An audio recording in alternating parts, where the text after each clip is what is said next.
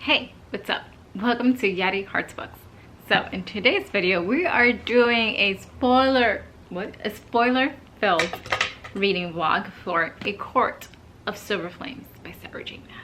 Maas. Yeah, I've actually already started this. Oh, also, I have a spoiler-filled reading vlog from A Court of Thorns and Roses all the way up to A Court of Stars and Starlight, right? A Court of Frost and Starlight. I'll link that up here in a card so you can check that out. It's like 3 hours long, so grab a snack, grab drinks, because it's a long one. So yeah, so this is about A Court of Silver Flames. It's going to be filled with spoilers, and I've actually already started this. I started this on Christmas. Started this on New Year's Eve. So I'm currently on page 107. I'm on chapter 9, and let me tell you, I think I'm vibing with this more than I was vibing with the rest of the A Court of Thorns and Roses series. Maybe I just vibe with Nesta more, I don't know, and vibe more with Cassian. I'm just like loving like their banter so far, you know. I'm annotating it, and I have a few annotations so far. It's also really interesting seeing everything from Nessa's perspective so far, just because she is going through a lot, but not like she's not verbalizing what she's going through, and she has like very bad PTSD from being thrown into the cauldron and being turned into a fairy. So yeah, it's interesting just like reading all her thoughts, and like any time that she like has like it kind of like relives it in her mind, and she has to like calm herself down and tell herself that she's fine. So yeah, and yeah, just seeing the banter between us and Cassian is fun. Like, I'll give you one example if I can find it. Why can't I find it? Oh, okay, so on page 67, I'm like, yo, Cassian, calm down. So Nessa, it's like, if you think this training nonsense is going to result in you climbing into my bed, you're delusional, she added with a slice of a smile. I'll sooner let a mangy street dog. And then Cassian says, oh, it's not going to result in me climbing into your bed. Nessa smirked. Victory achieved, and had reached the stairs when he crooned, you'll climb into mine. And I'm like, Cassian. And then like a little bit like further down the page, he's like, because she was wearing pants, and he was like, oh, those pants are gonna kill me. But then also talking about like Nesta's like how she's going through a lot mentally. Like, one of the lines that I highlighted in page 78 is saying to herself, I am worthless and I am nothing. I hate everything that I am, and I am so tired. I'm tired of wanting to be anywhere but in my own head. So yeah. And I don't know, like for the rest of the series also, I've listened to the audiobook and like read along, and this is like the first book in the series where I'm able to like read like multiple chapters at once and like want to continue reading. Like I didn't get that feeling with the rest of the books in the series. It's still young. I'm only on page 107 of 751, so things could change. But so far, I feel like I'm enjoying this book more than I did the rest of the series. So yeah, I'm excited to get more into this and see Nessa and Cassian get at each other's throats, you know. But yeah, that's the updates, and I'll keep you guys updated as I continue reading along. Ross can give me the tickets. Hey. So I know there's like glare in my glasses. I feel like I don't usually have that issue, so I'm not sure exactly where that's happening. Also, I can tell that it's like, it looks like the lights are like going like this or something. It's not in real life, so I don't know how to fix that. Anyways, I'm here to give you an update on A Court of Silver Flames by Sarah J. Maas. Okay, so here's the thing. It's 9 p.m. and I don't know why I decided this would be a good time to do this update now. And I've been up since like 6 a.m. Also, it's raining outside, so is vibey here, okay? Also, I'm extremely thirsty for some reason. Okay, so yeah, I'm doing an update and I'm not exactly sure what I'm gonna talk about, so let's just get into it. Okay, first off, I'm on page 308. Let's okay, so what's happened so far is that Farah and Freeze have pretty much given Nesta an ultimatum. Basically, get your life together or we send you back to the human realm, and in the human realm she most likely will be healed because she's Fae, right? So ultimatum. So she's pretty much like, I don't really have a choice. So she is like, okay, I'll go to the, is it the House of Wind, and get trained by Cassian and work at the library with the women in the library that I forgot what their like name is. Like the group of them.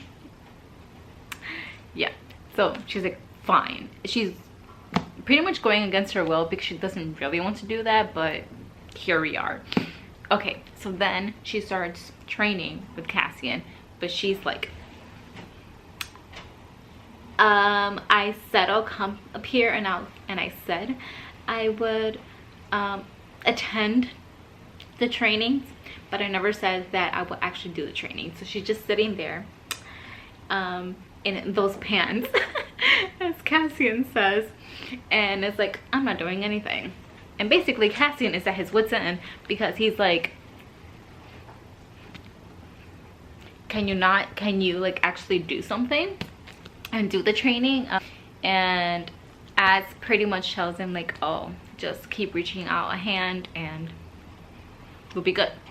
Also, just like a very quick like recap, also what's happened is that eventually, like Nesta keeps saying like, I am not training, I forgot what she calls it, but she's like, I'm not training there. And then all of a sudden it hits Cassian like, oh, maybe if you move with the training, it's because they're doing it at the Illyrian camp. So he's like, it took him a long time to realize this. He's like, oh, maybe if we do the training somewhere else, maybe she'll do it. So then eventually they do it at, I think it's somewhere in the House of Wind. And he's like, okay, if you train for 1 hour with me here, then I'll owe you a favor. And eventually she agrees. And now she's actually doing the training. So that's good. And also one of the things was frustrating me was the fact that they kept like saying like, Cassian was like, oh, she is like actually going to the library and doing that work, so is that enough? But then Feyre was like, no, that's not enough. I forget exactly what she said, but like that was frustrating me because I was like, at least she's like doing the library stuff even though she's not training. But like not everyone wants to be a warrior. So like, why does she have to train? But the way the Feyre explained it, I was like, oh yeah, that makes sense. So it says, I think Cassian says maybe the library work will be enough to pull her out of this. But even as he spoke the words, they rang false. Feyre apparently agreed. No, in the library she can hide in the silence and amongst the shelves. The library was meant to balance what the training does. And I was like, oh, okay, that makes sense. Why? Why? Oh, that's why.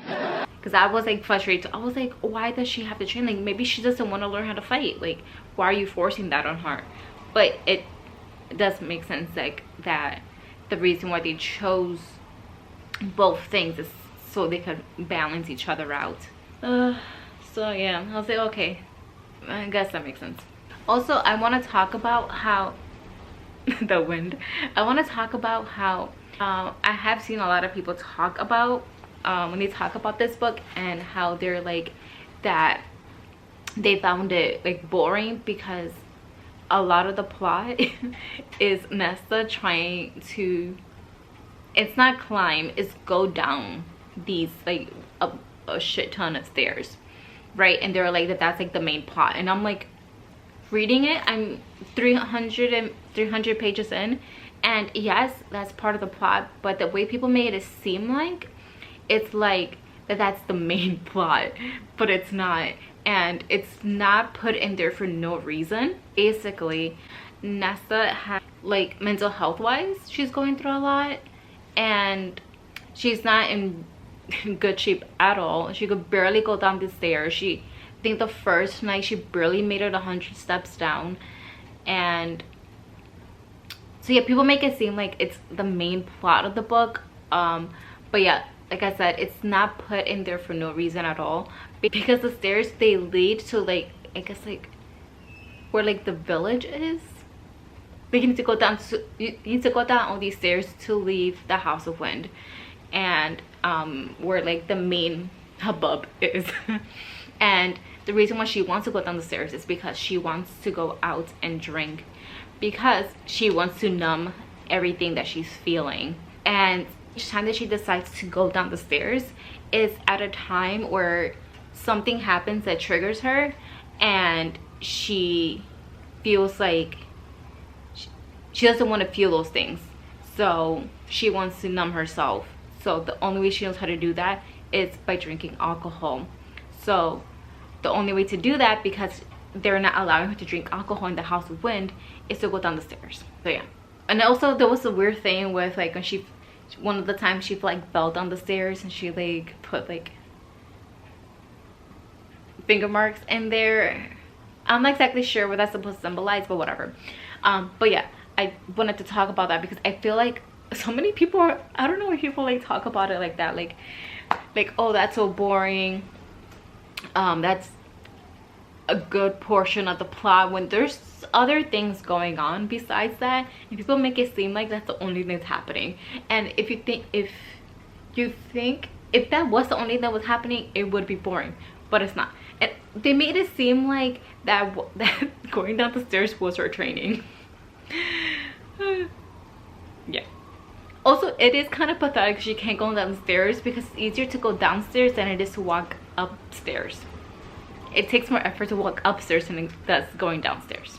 And Cassian tells her, like, each time, especially when it's, like, a low number that she goes down, he's like, that's pathetic. Oh, I want to read a quote that she says about Rhysand, because I was like, you know what, I think girl, same. Okay, like 10 minutes later I can't find it. Basically, from what I can remember, it was basically like, she doesn't hate him, but she doesn't love him. So basically he's a 3-star to her. Yeah, she just doesn't really like him, but she doesn't hate him either. Also, can we talk about page 219? Because I found that one when I was looking for the other thing. How Cassian and Nesta and the little spicy stuff. And she says to him, someone's quick off the mark. Nesta. What's funny about it is that he can't get over it. He, like, after the fact he keeps thinking about this, she says that he's quick off the mark. He's like, no, no. Yeah, kind of funny. He literally can't get over it. Oh, also, I love I'm liking the whole, like, the house really vibing with Nesta, and, like, sending her, like, her, like, little romance books for her to read and stuff. And then I also love the friendship that she's forming with Emery and Gwen, and how they all love reading, and how Nesta and Emery love spicy romances. They love books with some smut in it, which I find so funny. And they're like, oh my god, have you read this book? Have you read that book? And then Cassian's just on the side like, somebody help me. But yeah, I love that part, that aspect of the book, of this too. But yeah, so far I'm not hating this, which is a lot to say for me. Also, I feel like when I heard people talking about this book also, people made it seem like that Nesta was, like, annoyed that Feyre was pregnant. and that she was just like mean and rude to like Feyre and Reese like the entire time, and that yeah, and then she was like annoyed about the pregnancy or whatever. But maybe that comes later. Maybe it's when the whole, because I've seen spoiler things for this book, so maybe it's like later on in the pregnancy that she's just like, I don't know, like annoyed, or like she does something that people didn't like. But so far she seems like fine with the pregnancy, that Feyre's pregnant. She seems fine with it. She's indifferent. But she's not like rude about it, like saying like oh she's pregnant, or like wishing ill on the pregnancy. She's like fine with it. But I'm only 300 pages in of 751, so we'll see what happens in the rest of these books. But yeah, so that's the update I have for right now. I'm not sure when we're gonna update again, but I'll update you guys again at some point. Are you telling me the truth? Why not? May I drop there?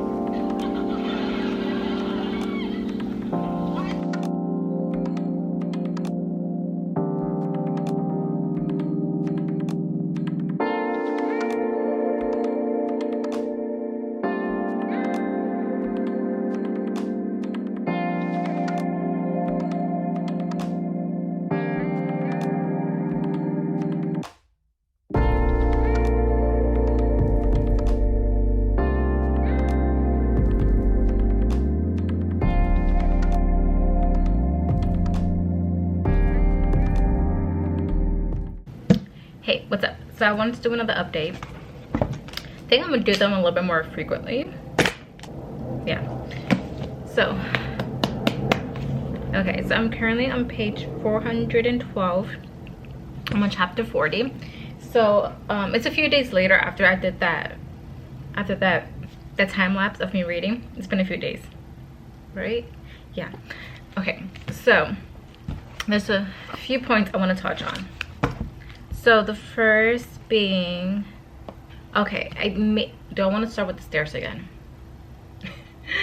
Okay, so no, oh wait, I'll hold on that. Okay, the first thing, page 383. Okay, so basically, so basically, so Cassian as Nesta go to find the mask, which is the first like object they have to find for some reason. There's 3 objects you have to find. The mask is the first one, and Nesta was finally able to like use her power to figure out where it is. Now they know where it is generally, and they're gonna go and get the mask. So they go to get the mask, right? And Nesta, well, first they're attacked by Az is attacked by the Autumn Court's soldiers, and then Cassian puts Nesta up on a tree because she can't really fight right now. And then he goes to help Az fight off the soldiers. And then while that's happening, Nesta's freaking out and she's like, oh my god, I think Cass is dead. So she's like, I need to go help them. He's gonna die. I don't want him to die. So she like goes to go help them, but obviously she gets herself in trouble. She goes on the tree. She goes to like the edge of like this, like where this river, not river, like a pond, I don't know, a body of water. And she sees this creature, and it scares the pee out of her, literally. And then it drags her under, and then she's like trying to reach out. She's like, no, I'm not going down like this, not again. And she like starts fighting, and she starts like reaching out, trying to like reach for her power, but she actually attaches like reaches out to the mask because like a coastal lake, you know. So then she's able, so she gets the mask, she kills the creature thing, and then she like rises, she goes above water again, and she like has the mask on. And the point where I want to touch on is the fact that like later on, like once everyone's safe and they're back at Feyre and Reese's house, they're talking. They go to where they put the mask, and Reese had put a spell on it, on their room, so that nobody could go in. But Nesta is already in there, and she's like sitting there, like looking at the mask. And first of all, I think I forgot who it was that said that they are surprised that Nesta was able, because Nesta put the mask on. They were like, oh, we're surprised. I'm surprised that you were able to take it off, because like somebody that puts it on, they can't take it back off again or something like that. But the interesting point that I wanted to point out, the long-winded story, is on page 383, where Nesta is like thinking to herself. She says, wondering whether anyone had ever donned the mask, not to raise the dead, but to simply stop being inside their own minds. But all the weight, the echoing thoughts, the hatred and guilt that silenced her like knives, they had vanished. So she's talking about when she put the mask, that's what she felt. So like everything, like the pain and everything that she felt, it vanished. And then it says, and it had been so seductive, so freeing and lonely, that she'd known the mask had to be destroyed, if only to save herself from it. Basically, she put on the mask, and everything that she's been feeling this whole time, like over anxieties and everything, and yeah, goes away. All her like racing thoughts that she's been having goes away. Her mind finally goes silent, and she's like, oh, I like that. Because she hasn't felt that in a long time. So she's like, she went into the room because I guess she wanted to put the mask back on, because she's like, I want to feel that again, because again she doesn't want to feel, hence the alcohol, hence the numbing. So she's like, yeah, so she's like, she's like wondering if like other people who put on the mask had felt the same thing, just like empty mind, silent thoughts. But she knows that that's dangerous, so she's like, the mask has to be destroyed. Yeah. So also, now that we're talking about that, I want to point out about the dumb things I focus on when I'm reading books, because I focus on like the weirdest details. Like, why am I focusing on that? Okay, so basically, so basically, like I told you, that when Nesta saw the creature that was in the water, it scared her and she peed herself, right? So when that happened, I was like, oh, that's embarrassing. And then I'm like, obviously Cassian's gonna go back to her and try to find her. And then I'm like, yeah, I'm like, it's gonna be so embarrassing if like he finds her and she like had peed herself, right? Because obviously she's like in love with him. So like, imagine like peeing yourself and then seeing like your crush. That's embarrassing. So I was like, oh, that's embarrassing. So then when the creature like takes her under the water, I was like, oh, okay. So again, why am I focusing on this? I'm like, oh, okay, so now that she's completely wet, the smell of urine will go away, right? So he won't know, so we're good, right? And then when Cassian goes searching for her, I forgot about fairy scent. So he's like looking for her, and then he's like, he caught her scent at the edge. This is on page 370. He caught her scent at the water's edge, her scent and urine. And then it says, she's seen something, been attacked by something so awful that she'd wet herself, and now she was gone under the water. And I literally wrote, that's embarrassing. So I'm like, oh, he knows anyways. He knows that she peed herself. I'm like, that's embarrassing. Again, why am I focusing on this? I don't know. I focus on the weirdest things that I shouldn't be focusing on. I mean, but it was brought up, so like, anyway, so yeah. There's that. Okay, now we're gonna go to page 404. Okay, so So we're gonna talk again about the stairs. Page 404. She starts going down the stairs again. Okay, but it's after she has this sort of revelation. I forgot what they were doing. Oh, okay, so it's when she when Cassian finally lets her use the sword. I guess like it brought some sort of like power back to her. Not like magical powers, but like power within, you know. And she like it's on page 402. She's like, never again would she be weak, never again would she be at someone's mercy, never again would she fail, never again, never again, never again. So she's like starting to come back to herself, and like just like, no, I'm tired of being, I guess like being afraid, being weak, and just like having things that happen to her affect her so much. So she's like, and just being like, oh, I'm not gonna let things happen to me ever again, you know. So she's like thinking that she's like gaining like her power back, right?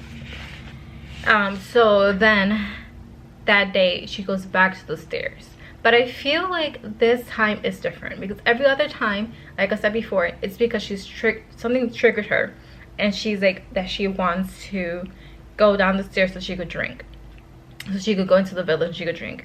I feel like it's different this time. I feel like this time she's like, I have some of my power back, and she wants to just like conquer the stairs now and be able to like have the physical and mental strength to do things again. So she one thing that she could do to accomplish that is to take on the stairs again and try to finally make it down the stairs. This time she makes it 6,000 steps, but it's not like, I feel like this time it isn't like she's like, oh, I'm tired, okay, I give up, I'm gonna go back up. It's just like, okay, I'm gonna go as far down as I can and then come back up.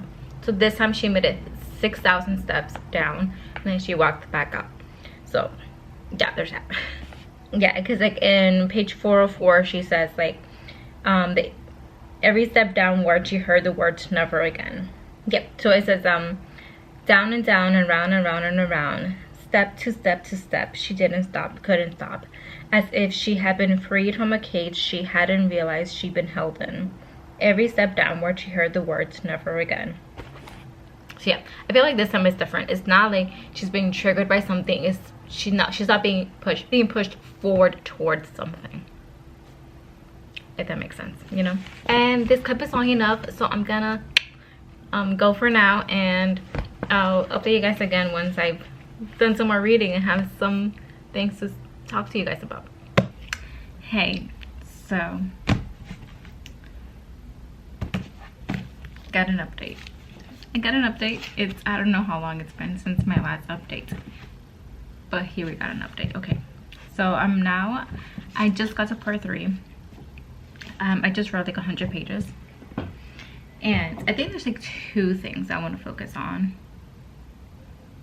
One, plot is, they're both kind of like plot wise / character stuff. Okay, so the first one being that I think his name is Helion. They got someone, I forgot who it was, to put a spell, well, to teach Nesta how to put like an extra layer of protection of spell on the mask, so that even she cannot go into the room where the mask is. So then he was like, oh, let me show you like how to undo it, in case you have to undo it. And then she was like, no, I think it's better if like I don't know. She was like, oh, just in case like the queen like tries to get it out of me, like then I will honestly not know how to get in there. But in reality, it's just because she fears the mask because of the way that it made her feel before when she wore it, which was nothing. It like completely like calmed her mind, like turned her mind off, if that makes sense. So yeah, but then he told Reese how to undo it. Okay, so then now I want to talk about what happened. So they find out that Nesta could like can create magical objects. So Cassian had taken her to a blacksmith, I think it is, and they made some like a dagger and a sword or whatever, and they realized that she poured some of her magic into them, so like now they're magical objects. And there was this whole debate on whether they tell her about this or keep it to themselves. And eventually they were like, Reese and Amron were the ones that were like, oh no, we do not tell her, we keep this to ourselves. And Cassian was like, I don't think it's a good idea. So eventually they asked Feyre, what should we do? Feyre was like, no, we have to tell her. Feyre wanted to do it, but then Cassian was like, no, I think it's better if I tell her, just because their Feyre and Nesta's relationship is still not good. But the way that he goes about telling her, it backfired on him, and she finds out that they voted on whether she should know about it, and she got really upset about it. But mainly she got upset that Amron was the main one that was like, no, we do not tell her. So she got really upset, and she got really angry, just because she felt like Amron was the last person to like go against her in a way. So then she runs away, and then eventually she goes to the stairs again, and then this time she's filled with so much anger that she finally makes it down to she makes it all the way down to the stairs into the city. I can't speak. And she like goes straight to Amron. She goes to like where she lives, and she confronts her, and she like she's like yelling at her, saying like, you voted against me, like how can you do that to me? I thought we were friends. And I think Amron says like, you don't even know what friends are. Wait, hold on, before I say that, let me make sure. Yeah, okay, so on page 481, Nesta's like, you were my friend, and Amron says, Amron's teeth flashed. Was I? I don't think you know what that word means. I literally wrote, oh damn. So yeah, they're having this argument, and then Feyre eventually goes like, so yeah, eventually Feyre goes to where they are, and I forget what Feyre said to her, but then Nesta like completely like, yeah, she shouldn't have done this, 100% should not have done this, but yeah, she was like really angry, she was upset, and I'll explain more of that later, because I think Cassian had like explained it the best way of why she did this. So basically she tells Feyre about how the pregnancy is gonna kill her. Page 482. Have any of them told you, their respected high lady, that the babe in your womb will kill you? Amron barked, shut your mouth.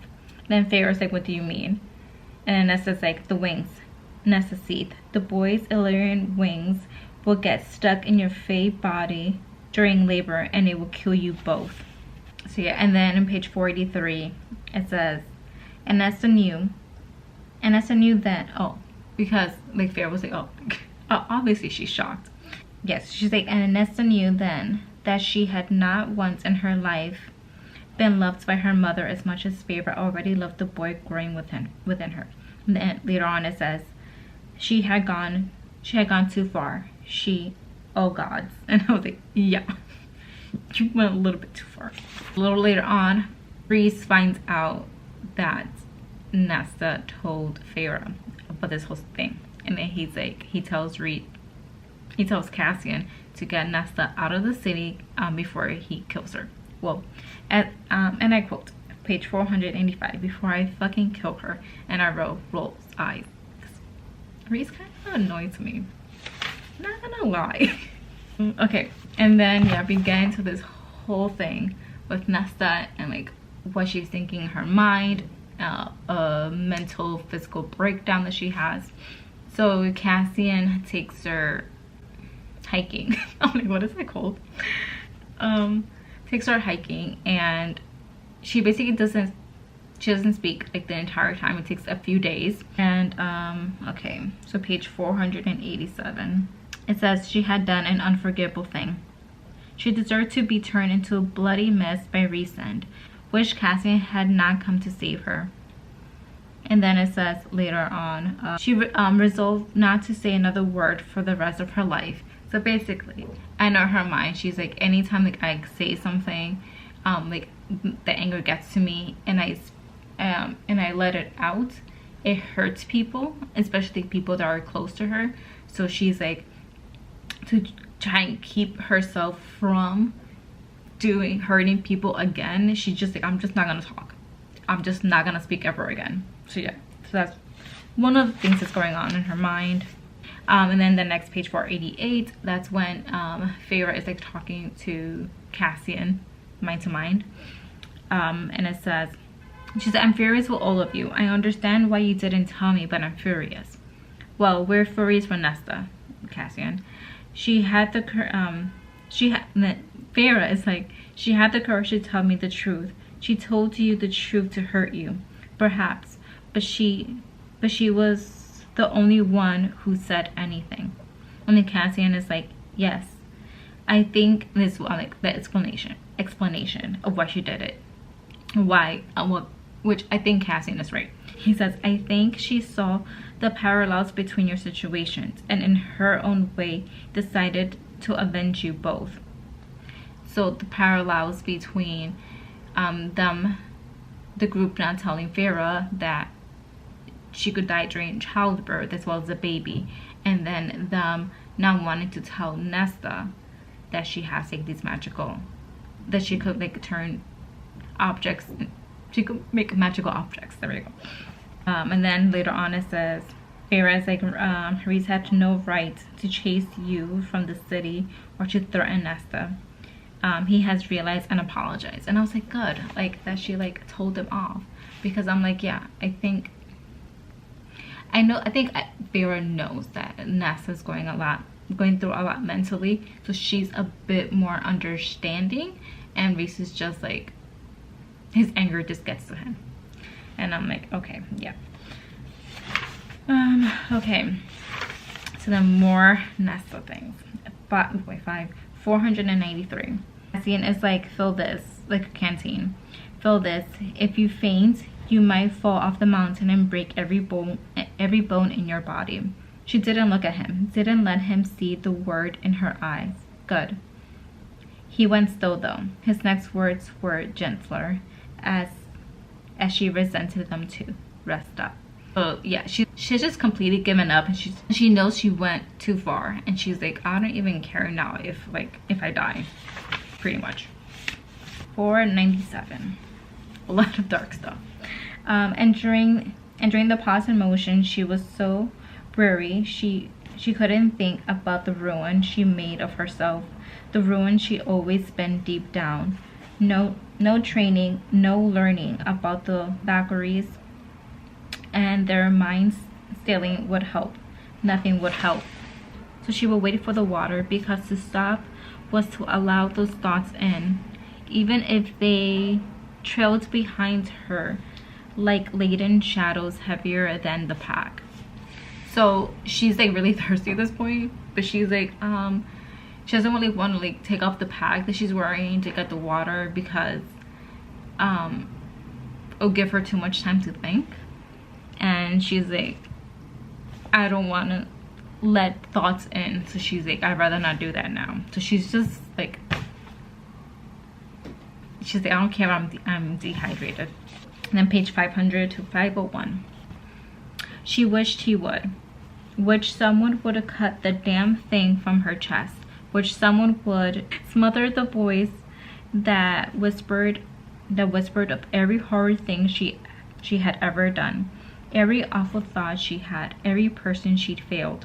She had been born wrong, had been born with claws and fangs, and had never been able to keep from using them, never been able to quell the parts of her that roared at betrayal, that could hate and love more violently than anyone ever understood. Elaine had been the only one who perhaps grasped it, but now her sister loathed her. She didn't know how to fix it, how to make any of it right, how to stop being this way. She didn't remember a time when she hadn't been angry. So then she starts crying at the end of the chapter. So like basically she's like, I don't think I'm worth like being counted for anything. Okay, so the whole being counted thing is she's talking about like, did it count that she finally went down the stairs because she was being pushed forward by Fury. So she's like, was that worth counting? Am I worth counting? So she basically is like, I'm not worth being counted. And then this garbage truck. Okay, so page 502, 503, and 504. Okay, so I just highlight a bunch of like lines, whatever. Okay, so she could never outlive it, her guilt. And then Cassian's like, I'm here. She sobbed harder at that. She couldn't stop. She couldn't bear that touch, the kindness in it. She leaned for him. Don't touch me. Don't be kind to me. The words were sobbing, rippling jumble. Why? I let him die. He came to save me and fought for me, and I let him die with the hate in my heart. Hate for him. He died because I didn't stop it. And I was so horrid to him until the very end. I was so horrid to him all my life. And so he somehow loved me. I didn't deserve it, but he did it. But he did. And I let him die. She bowed over her knees, saying into her palms, I can't undo it. I can't fix it. I can't fix it, he has said. I can't fix it. I can't fix what I said to Feyre. I can't fix any of the horrible things I've done. I can't fix me. She whispered, I can't bear it.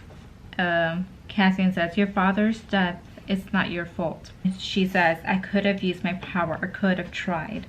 I could have found a way. I should have found a way. My father's death, it's the reason I can't stand fires. The logs, she shuddered. The crack, it sounds like breaking bone. That's what I hear. I don't know how I'll ever not hear his neck snapping when I'm near a fire. It's torture. And then later on it says, I hate it, she said. Every part of me that does these things.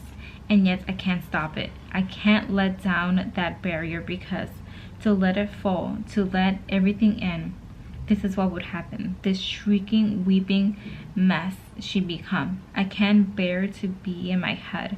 I can't bear to hear and see everything over and over. This is all I hear. The snapping of his neck, his last words to me, that he loved me, she whispered. I didn't deserve that love. I deserved nothing. That was a lot, I know, sorry. So, I don't know, I just felt like so bad for Nesta because she's just like finally letting out like everything that she's been feeling inside and how much hatred she has for herself. How she knows that the way she treats people and the way she reacts is not right. But even like, I feel like she wants to do the right thing. She wants to be like good. She can't help like these reactions that she has. And yeah, she knows it's not right. She knows that she could do better, but she's like, she literally does not know how to not be that way. And she hates that about herself. And yeah, I felt really bad for her. I'm like, I'm not gonna lie. I teared up a little bit. I was like, because I don't know, you just feel like, I feel like I could feel like all the guilt and sadness she has in herself, about herself and the way that her life has gone and how she treats other people and just like everything that's happened. Like I know I can feel like how bad she feels about it and that she wants to fix it, but she doesn't know how. She doesn't know if she can.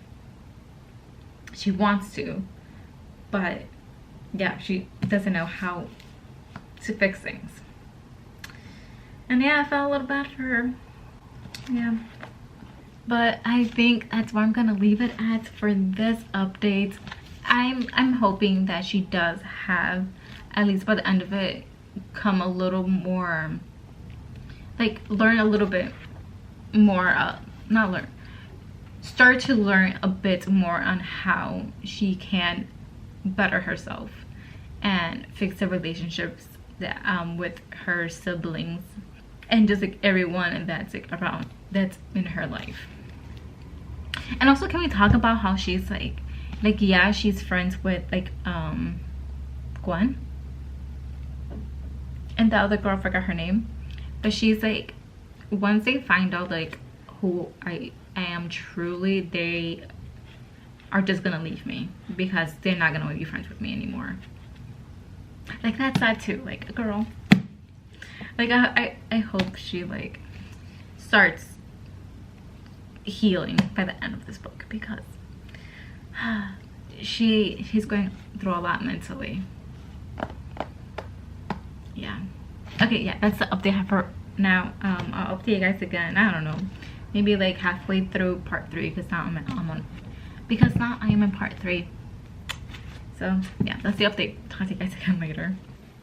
Okay, so I promised the next update would be in a different location. But I have another update because I feel like I wrote enough notes for another update.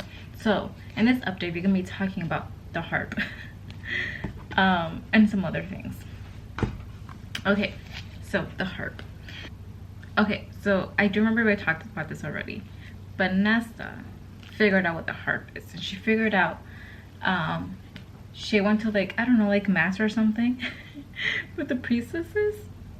That's what they're called. And she was able to like scribe somehow, and she figured out that the harp is at the prison. So now Cassian and Nesta are going to the prison to get the harp, and a lot happens. I don't get into too much detail because I feel like this is gonna be so long. They get the harp. Well, Nesta gets the harp, and while they're leaving, they realize that one of the cells is open for like this monster thing that I forgot the name of. Lanthus. Yeah, so they realize that his cell is open. They find a way to have Nesta run away, and then Cassian's trying to fight it, but he gets hurt. And then Nesta realizes, well, she's trying to escape, and then she's like, why am I leaving Cassian? And then she's like, then she realizes that some of the because the queen, what's her face, knows that they're at the prison to get the harp. So some of the Autumn Court soldiers are like going down the stairs. So she's like, oh, what am I gonna do? And then she realizes that she can like travel with the harp. So she like plucked one string, and then she was able to get back to Cassian, and then a fight ensues. And then they're somehow able to kill Lathens. That's how you pronounce it. And then Cassian is really hurt, and then she's like, okay, she's like, I'm gonna pluck like 3 strings because I feel like that's gonna give us enough strings to get us all the way to Pharaoh's house. So they do, and yeah, so there's that. And then Cassian is hurt, but then he's fine. Long story short. Okay, so now we're gonna jump to the new plan. So they need to figure out if Eris is still on their side, so if he's still an ally. So their plan is to have, at the winter solstice like ball thing, they are gonna have Nesta seduce him with dance. And I don't know, like to get information, I don't know, but to seduce him and like try and see if like he is still on their side. Also, they give him one of the daggers that Nesta made. And then obviously Cassian is jealous that Nesta is dancing with Eris. So of course he has to cut in. I'm gonna circle back to that later. But then Eris is like that he wants to marry Nesta after 3 dances. So there's that. Which I don't even think they've told Nesta yet that happened. I don't know how long it's been now, because now it's like it's winter solstice day where I'm up to. And I'm like, now that I'm thinking about it, I'm not really sure if they told her that happened. If they did tell her, it was not on page. Okay, so let's talk a little bit about Nesta and Cassian. So let's talk about the dancing. So yeah, page 591, that's when Cassian like cuts in the dance when Nesta and Eris are dancing. And then she realizes that Cassian is nervous. And she's like, this male who had faced down enemy armies, who had battled to the brink of death more times than she cared to count, who had fought so many dangers, it was a miracle he lived. He was nervous. And then the next page, we realize that Cassian actually got more to help him with his dancing, because rumor has it, according to Reese, he's not a good dancer. See on page 92, it says Cassian is talking to Moore. He's like, I owe you one. They've been training in secret these past weeks. Moore had been positively giddy when he asked for her help. So I just think that it's so cute that he asked Moore to help him with his dancing, because he knows that Nesta loves music and loves dancing. So there's that point. 595. I'm gonna be jumping all over the place. Okay, yeah. So in 595. So I'm not sure it's the next day. I'm not sure how long it's been, but it says basically she says that she hasn't slept with Cassian since they returned back from that dance. And she was like, she made the excuse that she was tired.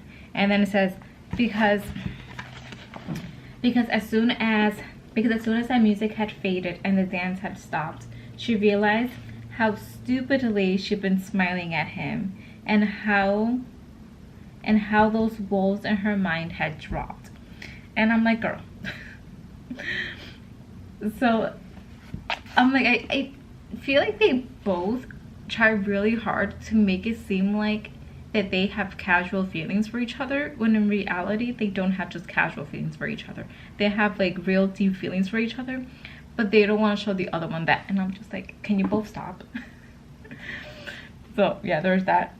Oh, and then yeah, talking about that, on page 603, like Cassian is debating if he should give Nesta her solstice gift in front of everyone, or he should do it in private, because he was planning on doing it in private, but then he was like, oh, maybe I should do it now. Then he was like, no, I'm gonna do it later, not in front of everyone. And he says, in case she shattered his heart all over again. And I'm like, can you both just stop? Okay, and then we're jumping to 597. Sorry, going back to 597. And I don't know if I talked about this already, but if I mentioned this, that Elaine and Nesta are not talking. I think I did mention this. Yeah, they for a while have not been talking because they're angry with each other. And you know, Nesta's stubborn. It's hard for her to like express her emotions and admit when she's wrong out loud. But on page 597, this was a weird way to break the ice, or I don't know what happened. I guess like I think they like made up, but this was in a strange way. 597, Elaine is like, please don't upset Feyre, it's her birthday first of all, and in her state. And then Nessa just cuts her off and she's like, oh, fuck you. Nessa snaps and chokes. Elaine blinks. Nessa blinks back, horror lurching through her. And then Elaine busts out laughing. And then it says, Elaine is like, you never said such thing to me. She laughed again. I think it's a good sign, isn't it? Because I think what she means by that is because Nessa is always trying to protect Elaine, and she's always like being the one person that Nessa is really like soft and gentle with, and I think it's pissing Elaine off. And then she's like, finally, you tell me you you like curse me out, whatever, and you're like, she's not being so like walking on eggshells around Elaine, and it's just like, fuck you, you know. So yeah, so I'm like, they made up, I guess, I don't know. Okay, so now let's talk about just like Nessa and where she's at mentally. Gonna go back to page 520. Okay, so in this page, Nessa tells Gwen about the reasons why Nessa is training, why she's working in the library. She like basically says, I have been drinking a lot, and that she's been taking strangers to bed. She was like, one of the things that she does miss, she was like, she doesn't miss those things. What she misses is the music, because it says it's a long story and not one worth telling, but through it all I picked taverns and pleasure holes to frequent because of the music. I've always loved the music. And then it says, and I think I might be glad Farrah did this for me. The drinking, the meals, I don't miss any of it, but the music, that I miss. So yeah, I just I'm like, that's progress for Nesta. And then in 574 we have another like small progress for Nesta. She tells the house in 574, I like to try a fire, she said quietly, a small one. And then it says, so Nesta could try right now, she'll face the fire. And then in 575 it says, she had not failed, she had faced it and survived. She might not have saved the world or led armies, but she had made this small initial step. So again, progress for Nesta, because she has been struggling with like fires, because it sounds like bones cracking, which reminds her of her father, when his neck snapped. And then in 599 she says, yeah, so they're going, this when they're gonna go to Farrah and Reese's house for winter solstice. And it says 599, she hadn't bought them anything, hadn't bought him anything, Cassian. She said as much before he'd flown her down here, and he hadn't cared, but she cared. So I also feel like that's a show, like a progress for her, because the fact that she cares that she wasn't able to get anyone gifts, I feel like it shows like progression in her character, because I know like the year before she didn't give two fucks so about anyone in that group. So the fact that now she's like, it bothers her that she didn't get anyone anything, yeah, I think it shows progress. And then the last on page 603, this is my last point. She's like thinking in her head, and she's like, but she mentions how they didn't offer her wine, and then she says, or wanted any for that matter. So saying like that they didn't offer her wine because they had been drinking, everyone, like everybody else at winter solstice, but they didn't offer her any. And then she's saying that she didn't even want any anyways. So I just feel like, yeah, again, that's just like progress, because in the beginning of the book, you know, she was heavily drinking and numbing with that. So yeah. Also, talk about the stairs real quick. She has been trying the stairs again, but she hasn't been able to get to the bottom again. So that's what's going on with the stairs. And Thoughts overall, I'm still like enjoying this book. I have like seen some spoiler things before, like when the book first came out, and I'm like, when are those things gonna pop up? Because I have less than 200 pages left. So I'm like what's happening? But overall, I'm enjoying the book. I think I'm enjoying this more than I did the rest of the books in the series. For some reason, this is easier to get through than the other books were. So there's that. But yeah, that's my updates. And I'll update you guys again. Maybe right before I get to part 4, I'll update again. So yeah, that's my update for now. And I'll talk to you guys again later. Whatever. Okay, so I know I said that the next clip I'll be somewhere else, in a different location. No, apparently I lied. Because I just been reading here at my desk. It's the same day, by the way. Okay, so I have an update because plot-wise, something happened. Wait, this is spoilerable. Okay, so I've gotten to the point where Nesta, Gwen, and Emery have been taken to the blood rite. So obviously now things are gonna start picking up and a lot is gonna happen. So I'm gonna do this update, and probably the next update will probably be like the end. Yeah, most likely. So yeah, doing an update now. Okay, so a few things have happened. Where should we start? Okay, let's just start with Nesta and Cassian. Okay, yes. Okay, let's start with Nesta and Cassian. Okay, so what happened was, so I was talking about the gift earlier. So Cassian gives Nesta the gift, and it's like this thing that plays music, and basically Nesta freaks out. She like loves the gift, but she freaks out because I think things are like becoming like too real for her. Let's just read some quotes. Okay, yeah. So this part I was like, oh, this is so cute, because he 605, because she was like, oh, how did you get, because it's like a recording of music. So she was like, oh, how did you get like the music sound, like the music without the crowds? And then he says in 605, his cheeks stained with color. I went back the next day, asked the musicians at the hewn city to play it all again for me, plus some of their favorites. He nodded to the ball.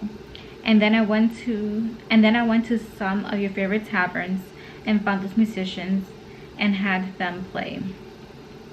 So like he just went through like a lot of effort to like make this present for her. Okay, and then this is like a Nesta moment, her reaction. Oh, because she's like no, she's like, can't accept this, and he's like, no, it's fine. And then she's like, no, I won't accept this. And then this is when she like completely freaks out, and then she like tells them why she's reacting that way.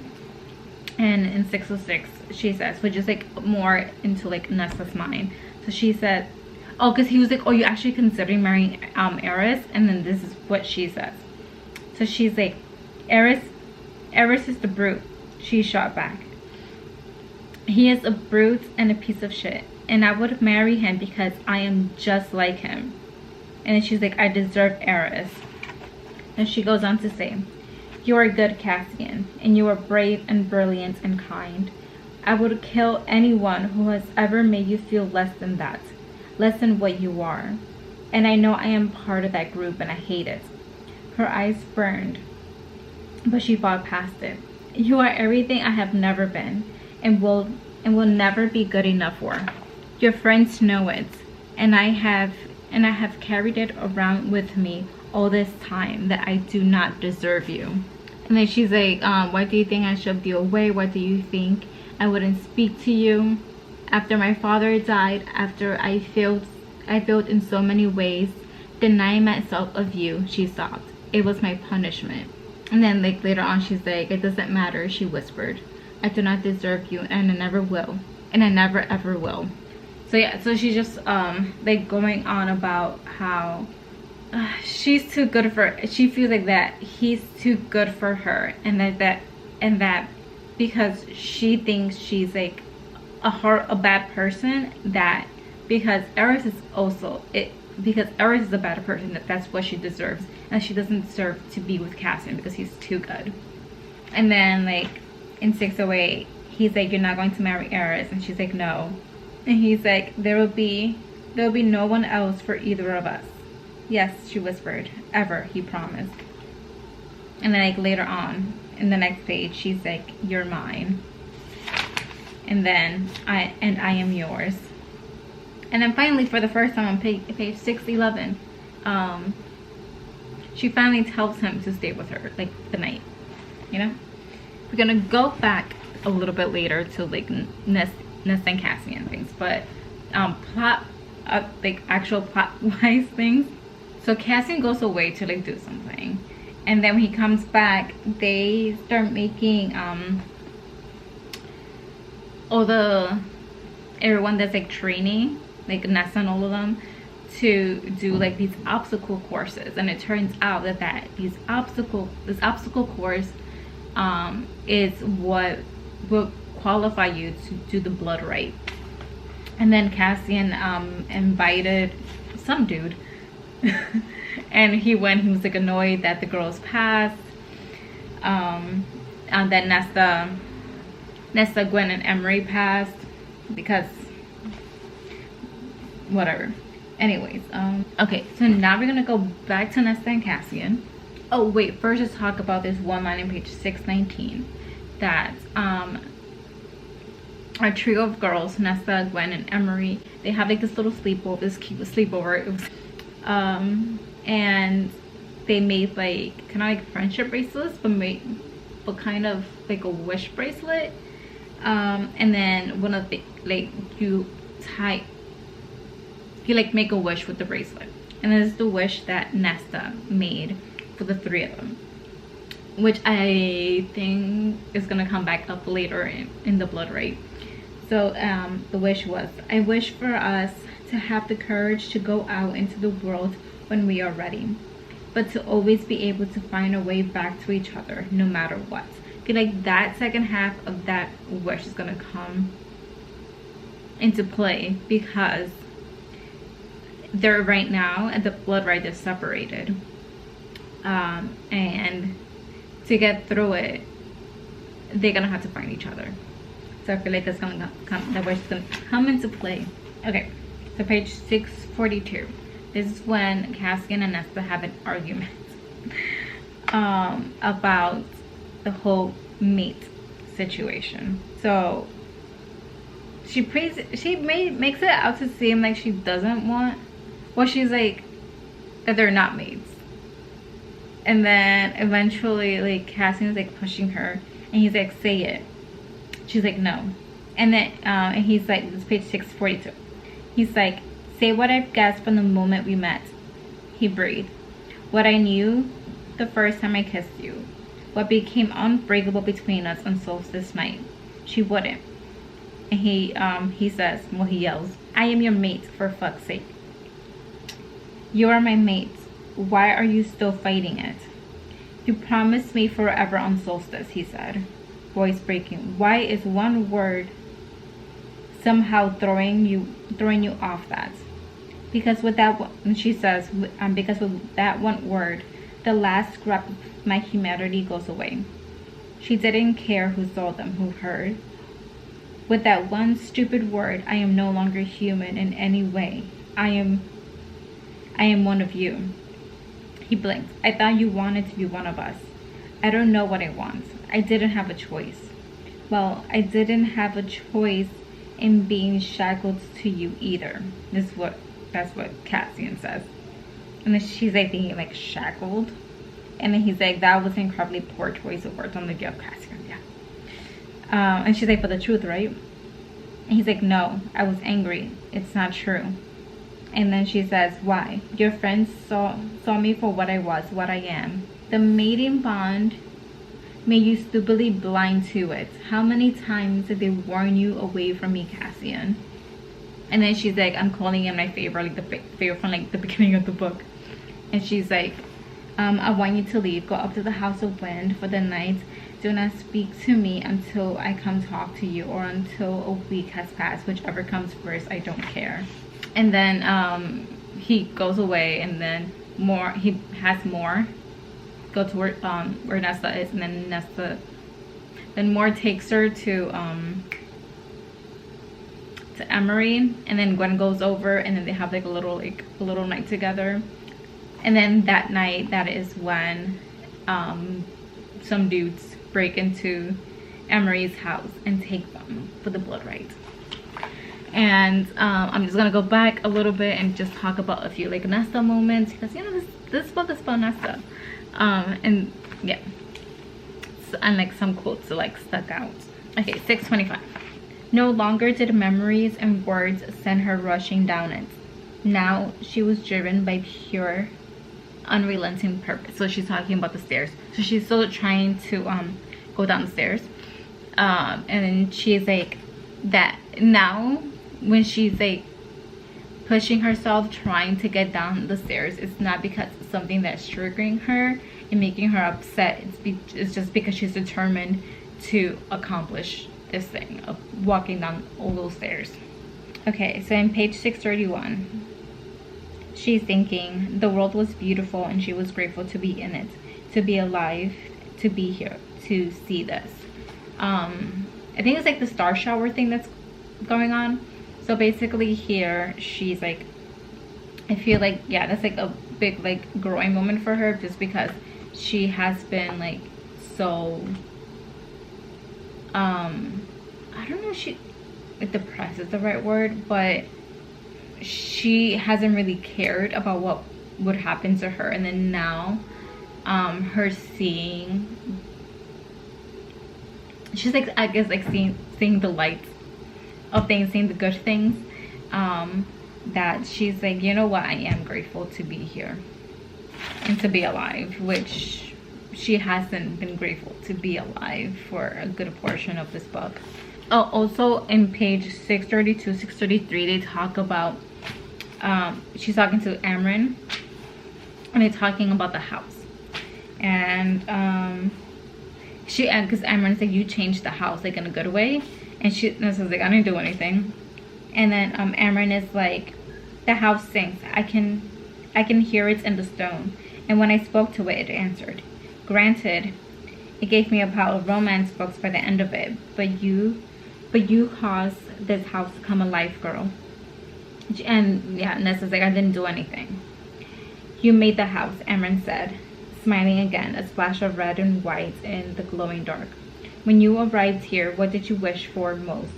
And then Nessa says, a friend. Deep down, I wanted a friend. So you made one. Your power brought the house to life with a silent wish born from loneliness and desperate need. And Nessa's like, but my power only creates terrible things. The house is good. And then she mentions how like the darkness in the pit of the library, it's the heart of the house. And Amren's like, oh, where is it now?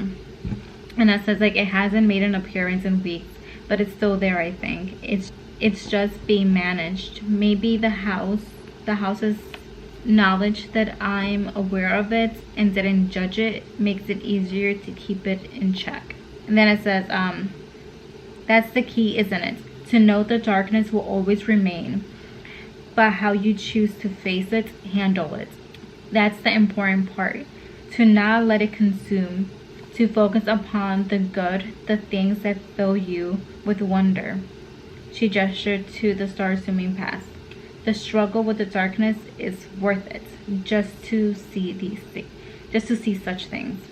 And I feel like that was like a comparison to Nesta, and like how there is darkness in her, but it's like important to know that there will always be some sort of darkness in her, but what you need to know is like not to let the darkness consume you, and to fill yourself with like the good things, pretty much.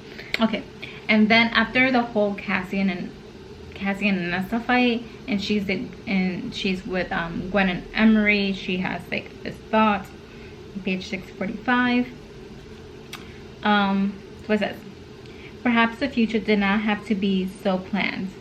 She could just take it one day at a time. As long as she had Cassian at her side, her friends with her, she would do it, face it. They wouldn't let her fall back into that pit. Cassian would never let her fall again. But if she did fall, he'll be waiting He'll be waiting for her at the top again, hand outstretched. She didn't deserve it, but she'll endeavor to be worthy of him. And then she's like talking about how she's gonna apologize to Cassian tomorrow. And I was like, tomorrow's not gonna come. But it will come. But I'm like, from that I was like, okay, this is when they're gonna be taken to the blood right. And she's like, yeah, tomorrow she'll tell Cassian everything. Tomorrow her life would begin. And then the break-in happens and they get taken to the blood right. Side note, page 646, apparently Cassian knew even before Nesta was turned, like put into the cauldron. He knew that Nesta was his mate. And then apparently Aerys has been taken by Brianne, and they're trying to like they have to like find a way to get him back because he knows too much about what's going on in the night court. So they have to like get him back, and that's where I'm gonna leave you at. I'll talk to you guys again probably once I finish this book because my battery is flashing at me. Okay, bye. Hey, so it's been a few days. I finished A Court of Silver Flames. Not yesterday, but the day before yesterday. I was gonna film this wrap up yesterday, but life happened, so I couldn't do it yesterday. So here we are today, Wednesday, January 24th. Okay, so let's do this last update. Okay, do you remember what happened the last bit of this book? Not sure because it's been 2 days. Okay, let's see. Got my notes. Okay, so what happened? Okay, so the rest of what happened in the book, the main thing, well, there's two main things. And so we have the ending of the right, is that what it's called? The thing that Nesta, Gwen and Emery were pretty much kidnapped to go do that thing. Yeah, so we came to the end of that. And what I have to say about it is, okay, so like the ending of that was like, you know, the rest of the book, well, not even the rest of the book. So like there was like 100 pages left, and I'm like, I feel like the whole thing was a bit rushed compared, thinking about how like this book is so long.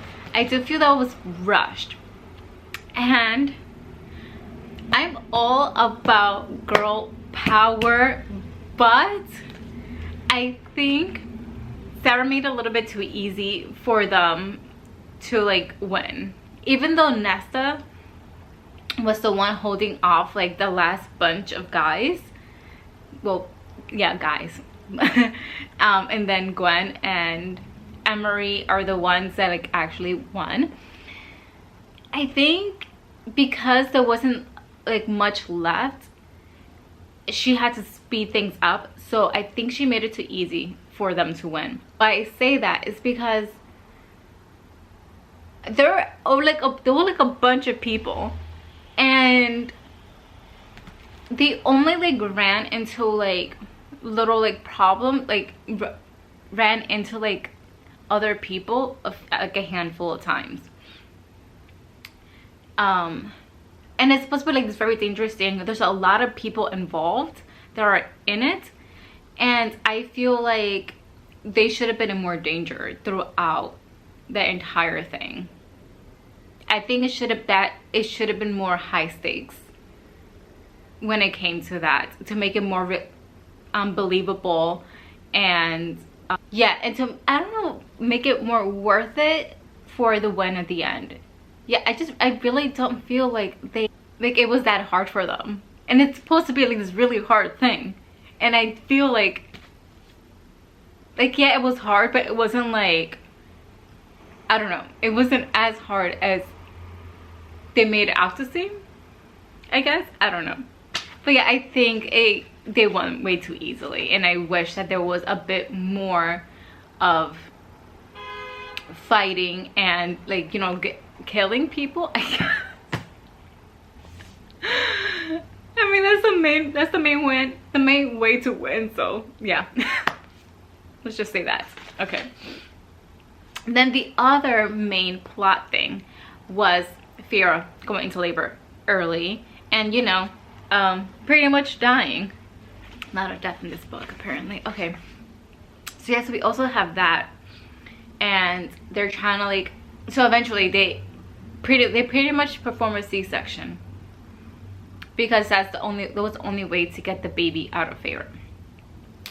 But she was bleeding out, so they're like, also I'm kind of shocked that I remembered that if Fira dies, Reese dies, because they made that whole, I forgot that they had made a pact and that's why he would die. But I was like, I remember I was like, why do I feel like he's gonna die too if she dies? I'm surprised I remember that little fact, because if you guys didn't watch my other video where I read the other books, I didn't love them that much, so I'm surprised I remembered. So yeah, so then Nesta gets like all the items, the mask, which she calls to it. Oh, I also skipped something about the right. Okay, I'll go back in a second. Okay, so she gets the crown, the mask, and the heart. And then she figures out, what was it, like the 6th string or something, that's time. So she, not the 6th string, maybe it was, I don't know, whatever string it was. Yeah, whatever string it was, she's like, oh, that is time. You can control time with that string. So she plucks it and time starts to stand still. And then she starts like, she like calls out to like the cauldron and the mother. I don't even know who the mother is. But she calls out to the cauldron and to the mother, and she's like, if you help me figure out a way to save Fira, to save the baby, and to save Reese, I will give back what I took. And she just keeps saying it. She just keeps saying, I will give back what I took if you if everyone survives. I will give everything back. I will give everything back. And then I don't know, it was the cauldron or the mother that like responded and was like, helped her save everyone. And then she also like altered Fira's body to be able to give birth to a baby with wings in the future. If she has any more children, she won't be on the brink of death again. So she does that. Also, she tells Fira that she loves her while this is all happening, which I feel like is a big step for Nesta. So yeah, so they also arrive and everything's great. I'm gonna go back to the right because I forgot like the major part of it where Nesta's about to die, and then Emery's, I forgot his name, Emery's cousin, who's also in the right, he is basically about to kill her, but then something happens and somebody kills him, and then he like goes down and it's Cassian behind. Oh my god, I skipped so many things. But yeah, so to go back a little bit, why Cassian is there is because the queen that turned into like an old crone, she like set a trap for Cassian, pretty much for Cassian, because that's who she wanted. But Cassian and Az are like trying to like get back the guy from the Autumn Court. And then they're so she wanted to trap Cassian for this little moment that we have with Nesta at the right, because she wants the other 2 objects, which she doesn't have, because she has the crown but she doesn't have the mask or the harp. So she creates this little plan to like pretty much kidnap him and control him with the crown. So then now we go back to the right where he kills the dude, and then now Nesta thinks that Cassian came to save her, and then she like hugs him, and then he's like, what was the quote? Okay, yeah, so the quote was on page 718. Cassian says, and now I'm going to slit your pretty little throat. And then Nesta says like, Cassian's words were not his own. That's when you realize that the queen is controlling Cassian. So yeah, so basically she orders Cassian to kill, right? and they're like kind of like fighting and like arguing. Oh, because I think first she was like, oh, call the mask and the harp and give it to me, and I'll like let him go, whatever, and you'll live or whatever. But then Nesta's like, no. So then that's when she sets Cassian on her and tells Cassian to kill.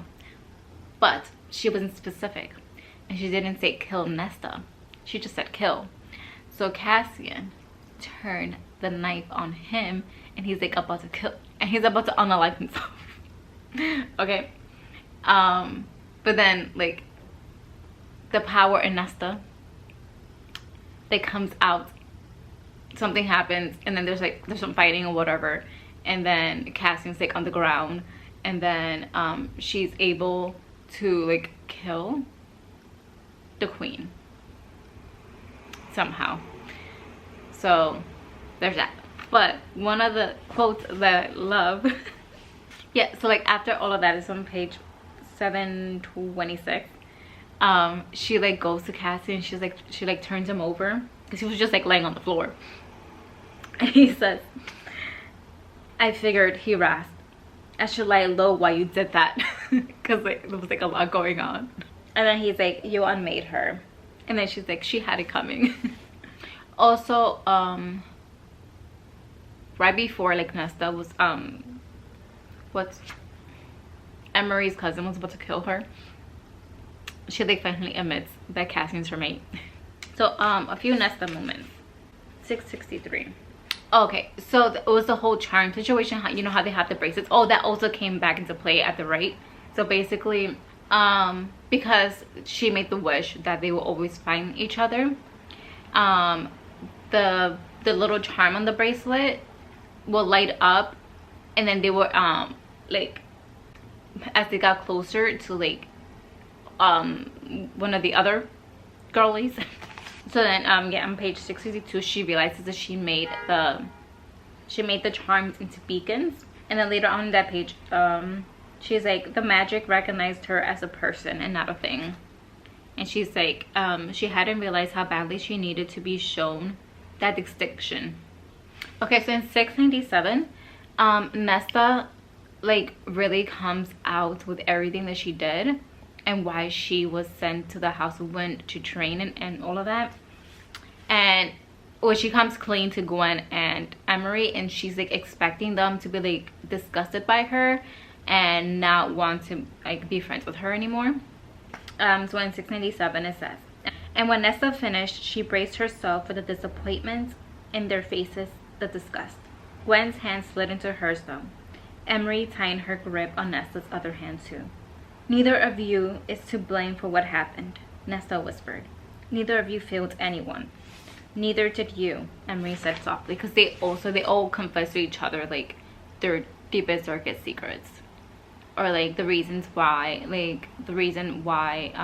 Gwen is like so afraid to leave the library. And then Emery talks also about like a really dark, bad time for her, and like something like dark that happened to her. Can't remember if it was like the cauldron or the mother that was talking to her, or the mask, I don't know. But one of the things was like, and this page 734, is that not what you wanted, to feel nothing? And Nesta is like, I thought that's what I wanted, but no longer. I want to feel everything. I want to embrace it with my whole heart, even the things that hurt and hurt you. And she's like, we need those things in order to appreciate the good. Some days might be more difficult than others, but I want to experience all of it, live through all of it with them. And then whoever's talking to her is like, so lived Nesta Archie on. Now 751. Her father had died for her with love in his heart, and though she might not have deserved it then, she would do all she could now to earn it, to deserve not just his love, but that of those around her, of Cassian. So those two quotes that I read, I feel like it's a lot of growth for Nesta. One, not embracing the fact that yes, bad things happen and you will get hurt, but she doesn't want to numb herself anymore, which is what she was doing with the alcohol. She doesn't want to numb herself anymore, and she wants to feel things, and that it's okay to feel things, pretty much. And then this last quote, she's like, I think she's really like come to terms with her father's death. Well, starting to come to terms with her father's death, and just coming to terms with that she does deserve to be loved, and that people do love her, and that she's gonna work on deserving that love. So yeah, so now let's talk about Nesta Cassian. Okay, 7:42. Okay, so yeah, so Nesta, I think it's when Nesta and Cassian are just talking about like what happened or whatever. Yeah, and like what happened with like Feyre, and how she like saved Feyre. She tells her about how she changed Feyre to be able to give birth to a baby with wings in the future. And she also mentioned that she changed herself to be able to give birth to a baby with wings in the future. This dude is like 500 years old, but he still freaks out. A dude being a dude. This is page 742. This is, for a heartbeat, Cassian had no words. You're ready for a baby? Nesta barked a laugh. No, gods no.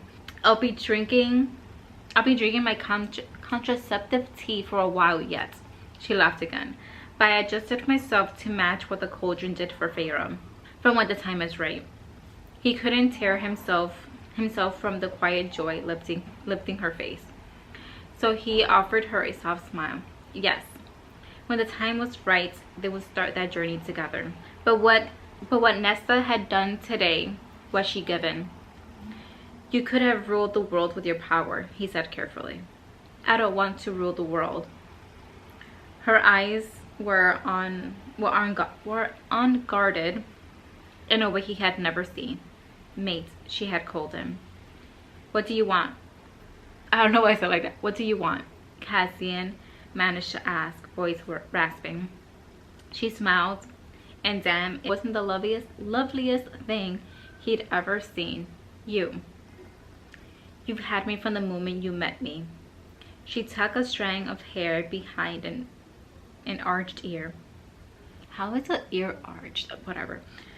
I guess because the very ears? I don't know. Whatever. I know. He brushed a kiss over her mouth. Vanessa said, I want a disgustingly ornate mating ceremony. He laughed, pulling away. Really? Are you okay? Okay, my camera stopped. I had to restart. Okay, so she's like, I want a disgustingly ornate mating ceremony. Really? Why not? Because I'll never hear the end of it from Asriel and Moore or the Illyrians. And then the next page it says, so Nesta considered. Then to pull something out of her pocket, a small biscuit swiped from a tray table in the birthing room. Then here, food. From me to you, my mate. That's the official ritual, isn't it? The sharing of food from one mate to another. He choked. Those are my two options, a frilly mating ceremony or a stale biscuit. I laughed so hard at that. Like, yes, those are your two options, Cassian. And then he's like, we'll make a coronation of it as. I already have a crown, she said. I just want you. And then she says, I love you. Okay, so like later like the last chapter is pretty much we find out that Rhys actually gifts the house of wind to mainly Nesta and Cassian, because you know they're gonna be together, because the house like really like they become really close, the house and Nesta. So he's giving them that, and he's also like giving them the mating ceremony, and it's gonna be like a really big ordeal. I think that's all I have to say. Yeah, I think that's all I have to say. I think that is it. Rating wise, I get this 4 stars. So this is an actual 4 stars, and maybe like a it might be like a 4.2. That's a random number, but whatever. And then I actually, for the rest of the series, for the first 3 books, on Goodreads I had them rated as 4, but I pushed it down to 3 stars because I enjoyed this way more than I did the other books. But the other books are more like a 3.5, and this is like a true 4-star, 4.2. So I did lower the rest of the books.